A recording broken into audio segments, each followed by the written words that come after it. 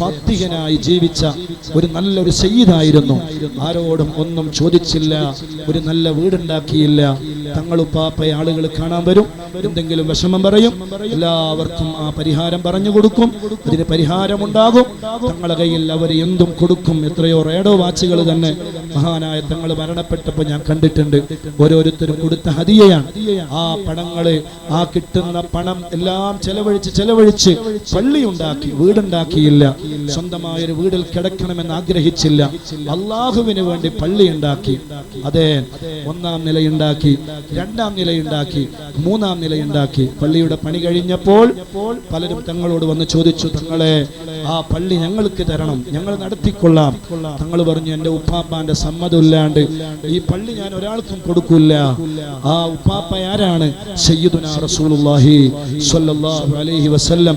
ആ തങ്ങളവറുകൾ ഒരു ദിവസം ഞാൻ പക്ഷിക്കരയിൽ ചെന്നപ്പോൾ എന്നോട് പറഞ്ഞു, നിങ്ങൾ പെട്ടെന്ന് വരണം. രാത്രി തങ്ങൾ കിടന്നുറങ്ങുന്ന ആ വീട്ടിൽ നിന്ന് തങ്ങൾ പെട്ടെന്ന് ഞെട്ടി ഉണർന്നു. എന്നിട്ട് സാധുവായി എന്നെ വിളിച്ചിട്ട് അവിടേക്ക് വരണമെന്ന് പറഞ്ഞു.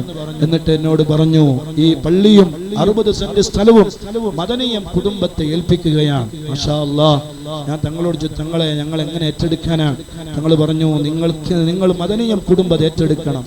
അങ്ങനെ അൽഹംദുലില്ലാഹ് അത് ഏറ്റെടുത്ത്. അത്ഭുതം അതല്ല, അവിടെ തങ്ങളുപ്പാപ്പയുടെ പള്ളിയിൽ വന്ന് തങ്ങളുമായി സംസാരിച്ച്, അന്ന് തങ്ങൾ എല്ലാ മാസവും ഒരു ബുധനാഴ്ച അവിടെ സ്വലാത്തിന്റെ മജ്‌ലിസ് നടക്കാറുണ്ട്.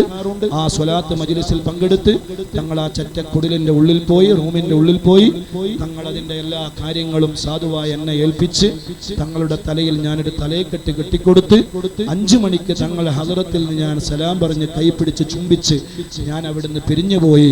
രാത്രി 7 മണിക്ക് അതേ കർണാടകയിലെ ജോക്കട്ടെ എന്ന് പറയുന്ന ഒരു സ്ഥലത്തോ മറ്റോ പക്ഷിക്കര ഭാഗത്തോ അതുപോലത്തെ ഒരു സ്ഥലത്ത് ഞാൻ പരിപാടി നടത്തിക്കൊണ്ടിരിക്കുമ്പോൾ 7 മണി അഥവാ സംഭവം നടന്നിട്ട് 2 മണിക്കൂർ കഴിഞ്ഞപ്പോൾ കിട്ടുന്ന വിവരം, തങ്ങളുപ്പാപ്പ ഈ ലോകത്തോട് വിട പറഞ്ഞു എന്നാണ്. അല്ലാഹുവേ, തങ്ങളുടെ ദർജ നീ വർദ്ധിപ്പിക്കണേ അല്ലാഹ്. ആ തങ്ങളുപ്പാപ്പയുടെ ആണ്ടാണ് നാളെ ഇൻഷാ അല്ലാഹ്. രാവിലെ സുബഹി നിസ്കാരം കഴിഞ്ഞ മുതൽ ഇൻഷാ അല്ലാഹ് രാത്രി വരെ നീണ്ടു നിൽക്കുന്ന മദനിയം മജ്‌ലിസ് ഉൾപ്പെടെയുള്ള മജ്‌ലിസാണ്. ഇൻഷാ അല്ലാഹ് പരിപാടികളാണ്. ധാരാളം സാദാത്തുക്കളും സയ്യിദന്മാരും ഒക്കെ പങ്കെടുക്കുന്നു. ഈ മഹത്തായ മഞ്ഞനാടിയുടെ ഗൗരവാധ്യക്ഷര് ബഹുമാനപ്പെട്ട കുമ്പോൾ തങ്ങളുപ്പാപ്പയടക്കം എല്ലാവരുടെയും സാന്നിധ്യമുള്ള വലിയൊരു നല്ലൊരു സ്ഥലമാണ്. ഇൻഷാ അല്ലാഹ് മദനിയം പരിപാടി കേൾക്കുന്ന എല്ലാവരെയും ആ പരിപാടിയിലേക്ക് ക്ഷണിക്കുന്നു. അതുപോലെ അള്ളാഹുവിന്റെ അനുഗ്രഹത്താൽ മദനിയം കുടുംബത്തിന് അള്ളാഹു തന്ന മറ്റൊരു സൗഭാഗ്യമാണ് 15 കോടി രൂപ വില വരുന്ന 10 ഏക്കർ സ്ഥലം ഒരു സഹോദരൻ മദനിയം കുടുംബത്തെ ഏൽപ്പിച്ചിട്ടുണ്ട്. അൽഹംദുലില്ലാഹ് 10 ഏക്കർ സ്ഥലം ഇൻഷാ അല്ലാഹ് അവിടെ ബഹുമുഖ പദ്ധതികളോടെ വലിയ മദനിയം അക്കാദമി വരാൻ വേണ്ടി പോവുകയാണ്. ഇൻഷാ അല്ലാഹ് നിങ്ങളുടെ എല്ലാവരുടെയും സഹായവും സഹകരണങ്ങളും ഉണ്ടാകണം. അള്ളാഹു നമ്മുടെ പദ്ധതികളും നമ്മുടെ പരിപാടികളും എല്ലാം വിജയിപ്പിക്കട്ടെ. മക്കയിൽ ചെല്ലുന്ന അവസാനമായ ഒറ്റ കാര്യം പറയുന്നു, മക്കയിൽ ചെല്ലുന്ന സമയത്ത് ഖദീജ ഉമ്മർ റളിയല്ലാഹു അൻഹയെ സിയാറത്ത് ചെയ്യാതെ, നല്ല സിയാറത്ത് ചെയ്യാതെ ആരും മക്കയിൽ നിന്ന് വരരുത്.